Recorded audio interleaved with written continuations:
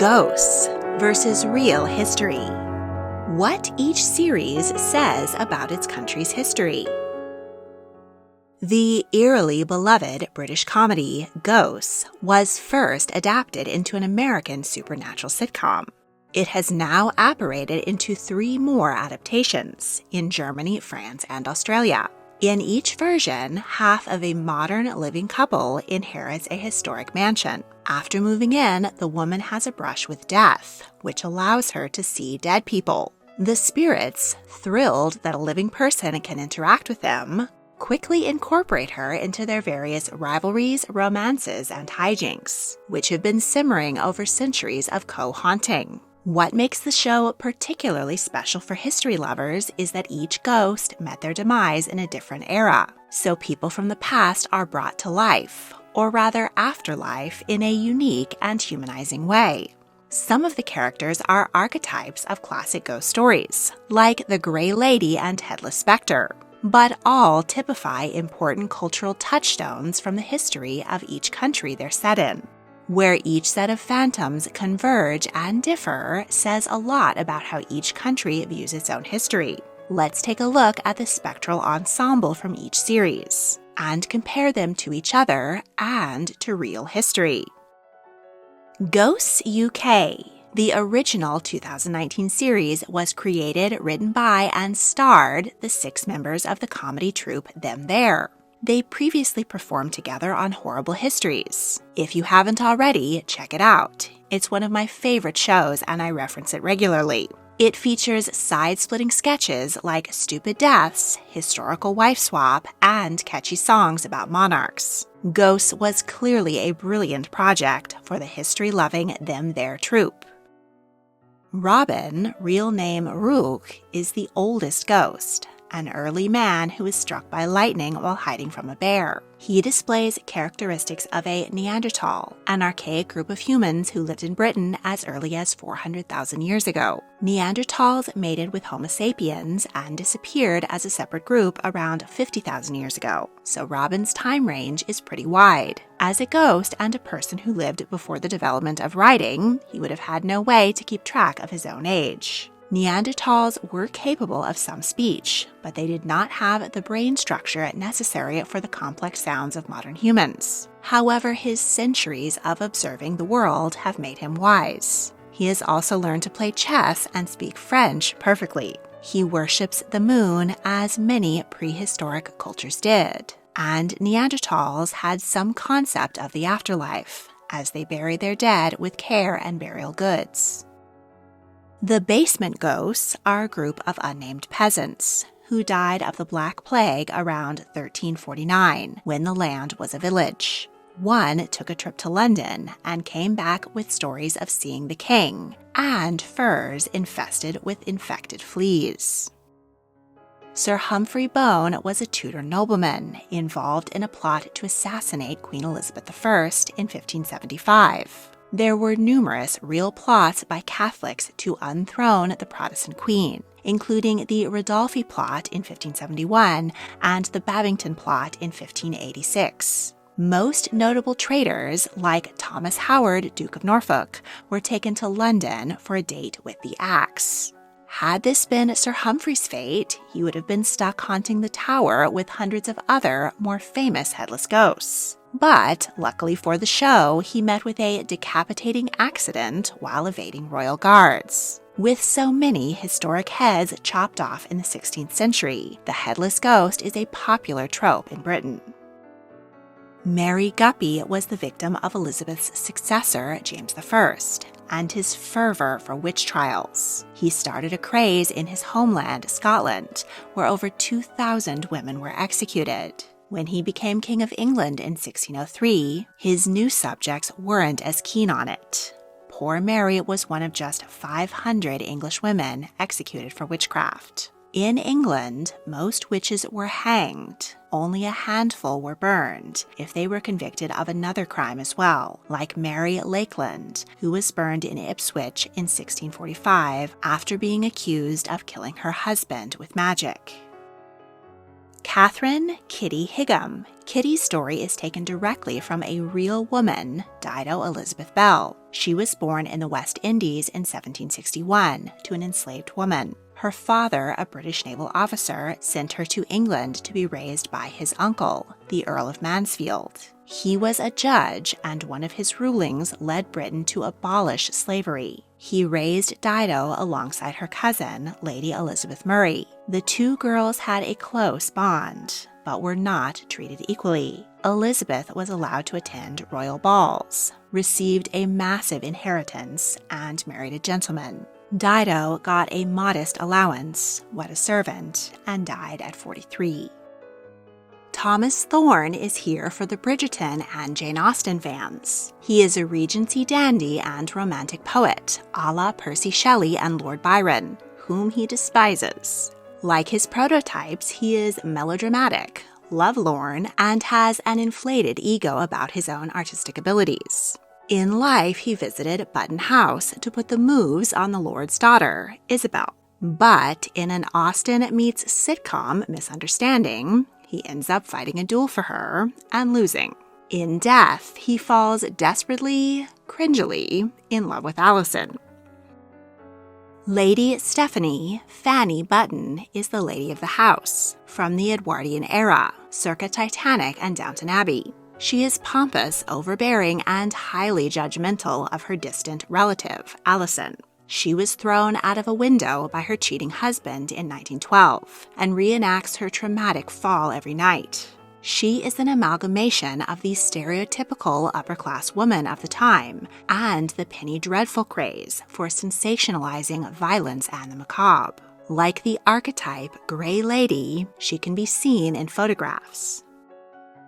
The captain is a World War II Army officer and one of many soldiers who defended Britain at home while the country was ravaged by air raids. Large country estates were routinely volunteered or commandeered for military use during the war. Highclere Castle, the location of Downton Abbey, was converted into a soldiers' hospital, and the grounds of Leeds Castle were used to test flamethrowers. The captain had romantic feelings for his lieutenant, but suppressed them as homosexuality was illegal in Britain at the time. Patrick Pat Butcher is everyone's friendly neighborhood scout leader from 1984. When I think of the 80s, neon pink aerobics instructor Lindsay or yuppie stockbroker Trevor come to mind. But as the creators of the show are a bit older than me, they were children in the 80s. A scout leader accidentally shot in the neck by a child is the sort of chilling ghost story Gen Xers might have told around a campfire.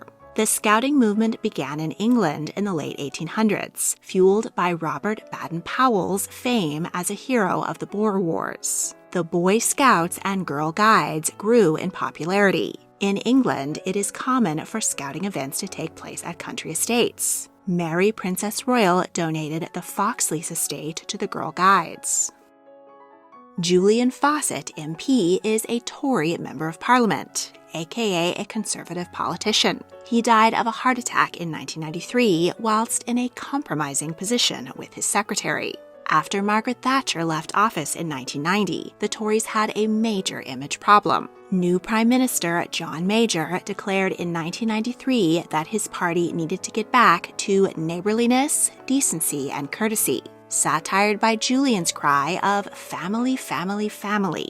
This declaration was immediately followed by a slew of sex scandals. MP David Mallour had an affair with actress Antonia de Sancha.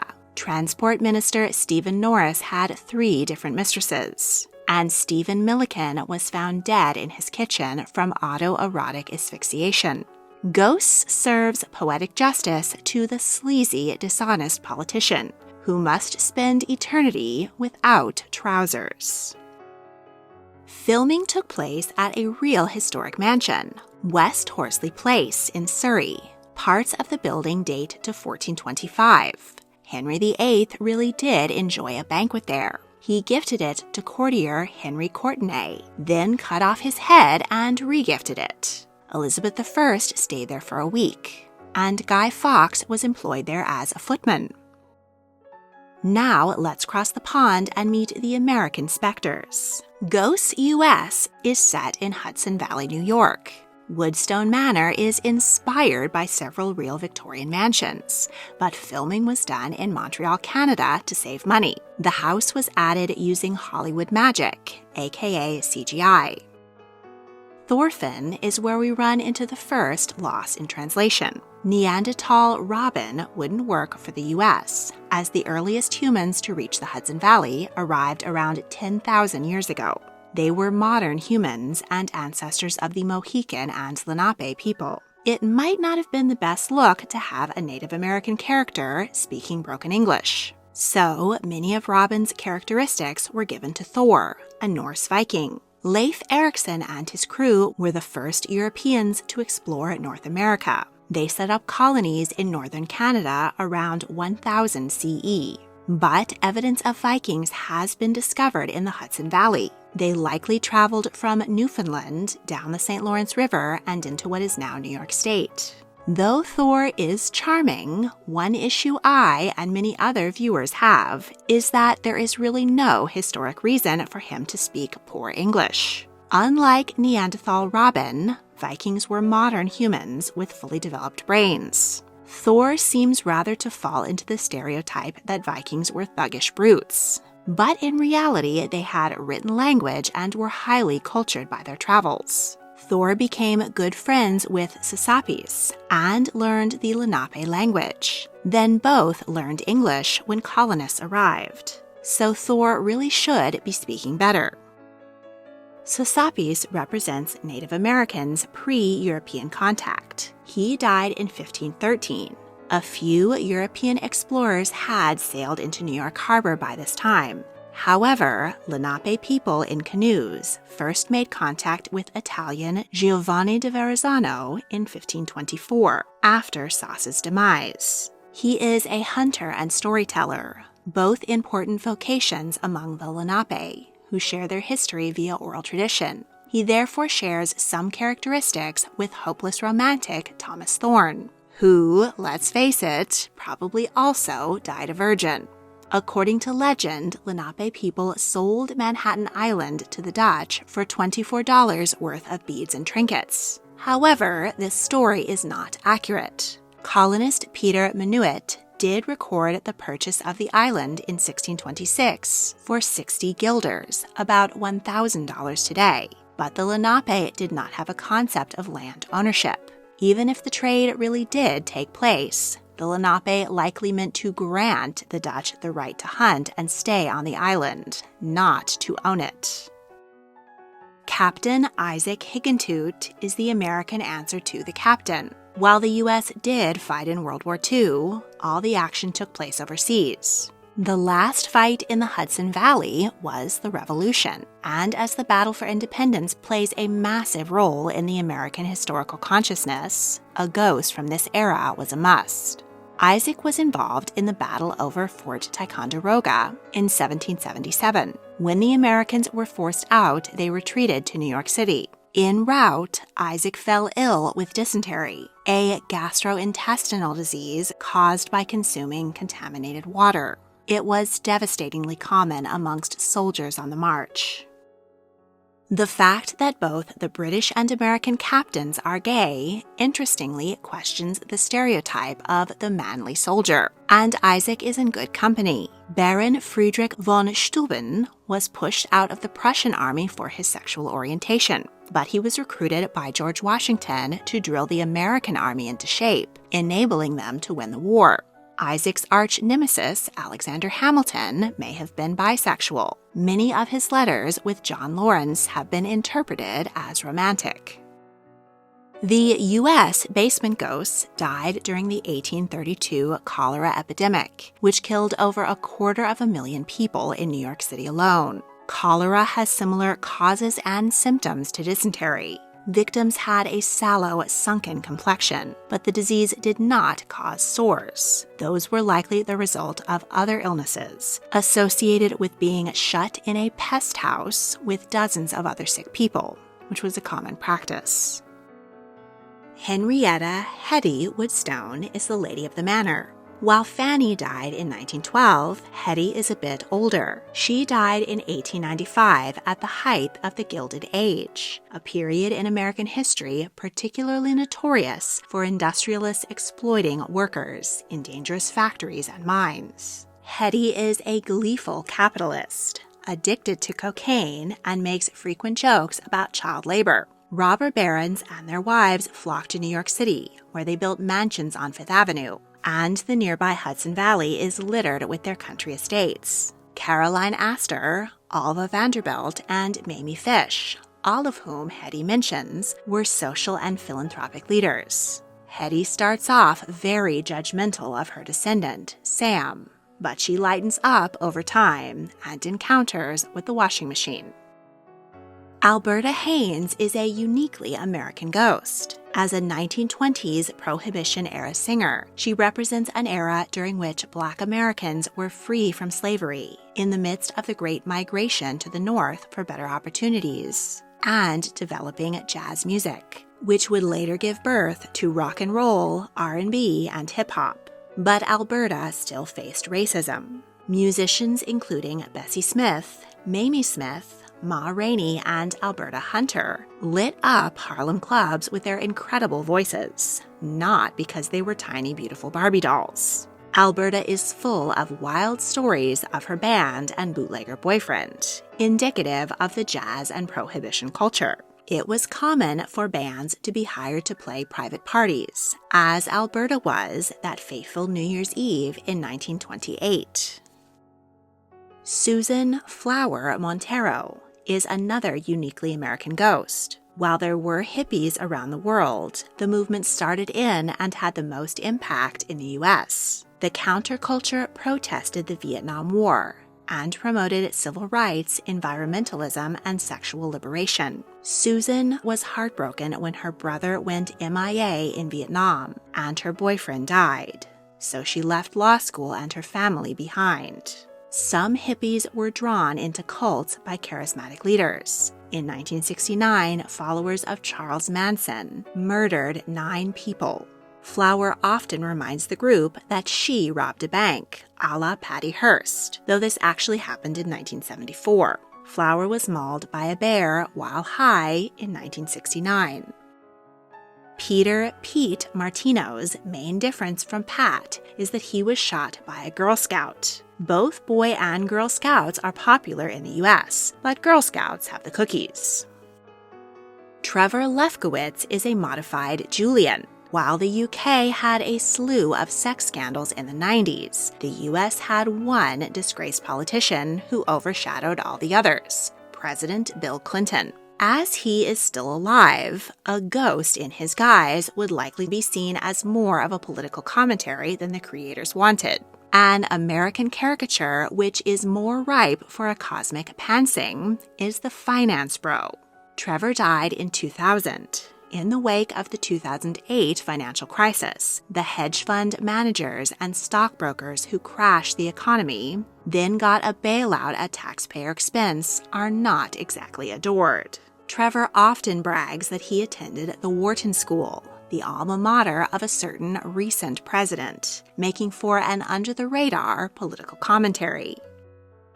Now let's hop back to Europe to meet the ghosts of Germany and France. Because European countries have more cultural crossover, they have more in common with the British ghosts. Some of the scripts were recreated almost exactly, but there are a few important differences.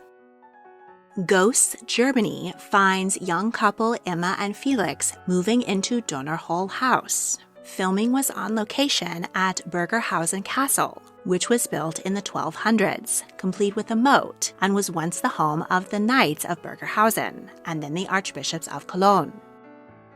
Urs is basically Robin, though he could be a little bit older as Neanderthals were in continental Europe first.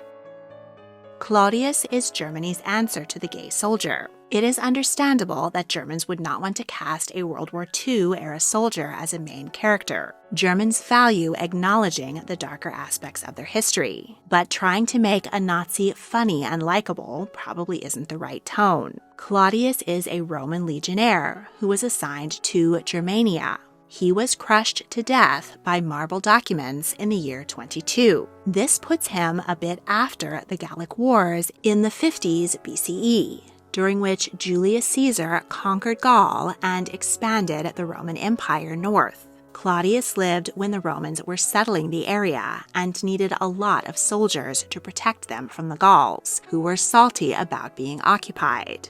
Romans had different ideas about homosexuality than later people. Same-sex relationships were acceptable under certain circumstances.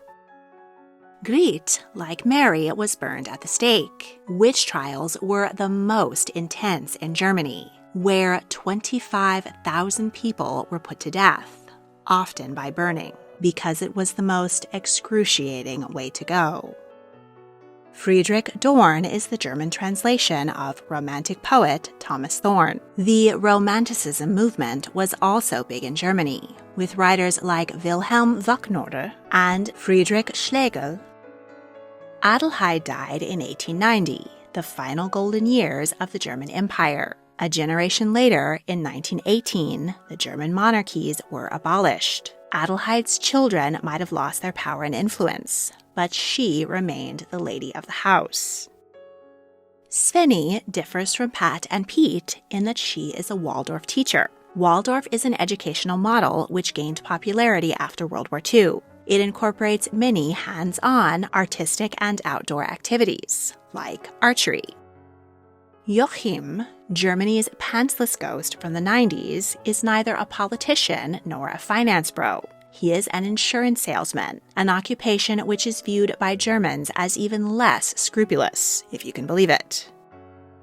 In my opinion, by trying to reuse the British characters, Ghost does a disservice to German history. While Claudius and Grete are spot on, other characters like a noble from the Holy Roman Empire, a Reformation priest, a Prussian officer, or an East German might have better represented the country's unique history.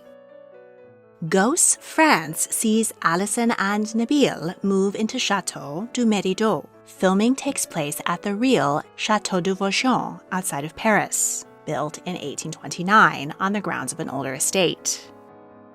Tayok is a Neanderthal, a la Robin and Urs. Next, Albos is a basement ghost, but in this version he is a featured character. He and his subterranean compatriots are Gauls, Iron Age people who inhabited France and Germany before and during the Roman era. Gauls were artisans of great skill, but had no written language, though many learned Latin from the Romans. This is a great selection from French history because of the popularity of the comic Astérix le Gaul. He spends much of his time fighting the Romans, like Claudius, so perhaps a crossover episode is in store. Berthe is a peasant and the only late medieval representation in the whole Ghosts multiverse. She is similar to Mary, but was not burned as a witch, as fewer women were in France. Comtesse Marie-Catherine de Mérideau is a century older than Fanny, Hetty, and Adelaide, having died before or during the French Revolution. This seems like a missed opportunity to have another headless ghost. However, one of the rules is that they haunt the place where they died. Aristocrats were generally taken to Paris to be tried and executed, and massive guillotines were not set up on country estates. So the Comtesse must have died at home by some other means. Augustine Montfleury is Thomas and Frederick reborn. Romanticism was also big in France. Writers like François-René Chateaubriand, Victor Hugo, and Alfred de Vigny were among the many factors which have contributed to the stereotype that the French are particularly romantic and sexy.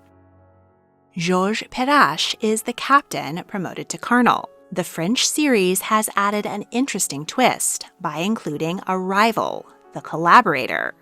During World War II, France was occupied by Germany. While many in France resisted, some aided the Nazis and even joined fascist groups. After the war, 10,000 collaborators were lynched by their neighbors. This appears to be what happened to François, who spends most of the series tied to a tree. Danielle Danny Quignon is scout leader Pat and Pete. Next, Roland Chiverot, the pantsless ghost, is taken back to its origins with a politician even smarmier than Julian. He is set in the 80s, but you could take your pick of eras in which French politicians were disgraced in sex scandals. They've even had a president, Félix Faure, who died in 1899, according to rumor, while engaged in a sexual act with his secretary. While the French version is a bit more original, it could have benefited from fewer repeats and more unique ghosts. They really missed an opportunity by not including a peasant revolutionary. They were called the sans culottes, meaning without breeches, because they didn't wear the fancy pants of the aristocracy. I would have loved to see a pantsless sans culotte ghost. Ghosts Australia is perhaps the most original, as the history down under greatly differs from that of Europe. Kate and Sean move into a 200-year-old country estate, Ram's Head Manor. Filming is taking place in Perth, on the west coast, but I suspect the location is supposed to be Victoria, near Melbourne, as that area has far more real historic manors and makes more sense historically. The first question I and many other viewers had is why they didn't include a First Nations ghost. Well, it turns out that Australia's native people have taboos against depictions of the deceased, so including an Indigenous spirit would not have been appropriate. However, the actress playing Kate is of First Nations heritage. That makes Gideon the oldest ghost. He is a stoic British naval officer who sailed to and died down under sometime in the late 18th century. The continent was first reached by the Dutch in 1606. English explorer Captain James Cook arrived in Botany Bay near Sydney in 1770 and set off a wave of exploration and colonization, primarily on the East Coast. Perth wasn't founded until 1829, but there were plenty of British officers milling about and dying from disease and encounters with First Nations people. June is a Chinese miner who immigrated to Australia during the gold rush in the 1850s. The majority of mines were located in Victoria. In 1855, 11,000 Chinese immigrants arrived in Melbourne. They faced racism and discrimination, as well as dangerous working conditions. Exactly why June is the pantsless ghost remains to be seen. Today, 5.5% of Australia's population is of Chinese descent.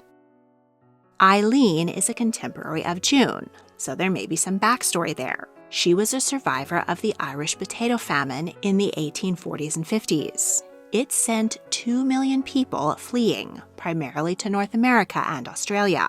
Eileen is the mother of 13 and a publican, or the proprietress of a pub. While Irish immigrants did have higher birth rates than their English counterparts, and many pubs were run by Irish people, it does rather play into stereotypes. Today, about a third of Australians are of Irish descent. Miranda is an upper-class socialite and bride-to-be. Her name and backstory was likely inspired by the popular novel Picnic at Hanging Rock. In it, 3 boarding school girls, Miranda, Marion, and Irma, disappear from a picnic on Valentine's Day in 1900. While the unsolved case is fictional, Hanging Rock is a real place in Victoria. The popular 1967 book and 1975 film make it a great historic reference for Australians. Lindsay is a vibrant, neon-colored 1980s aerobics instructor. Aerobics was developed in the late 1960s to combat increased inactivity in the Western lifestyle. By the 1980s, it was a massive worldwide craze, cemented by Australian singer Olivia Newton-John's hit song, Physical. Satan is a misunderstood 1990s motorbike gang member with a heart of gold. Biker gangs, or bikies as they're known down under, are a large presence in organized crime in many countries. What makes them particularly resonant to Australians is the appearance of a real bikie gang, called the Vigilantes, in the hit 1979 film Mad Max. And larger Australian gangs wiped out smaller groups, causing high-profile murders. Which country do you think needs its own adaptation of ghosts? And which local historic figures would you cast? Let me know in the comments.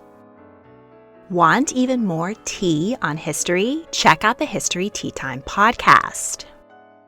If you enjoyed this video, please like, subscribe, comment your thoughts, and check out my other history videos. You can also join my Patreon to support my work and get early access to all of my multi-part series. Thank you for watching.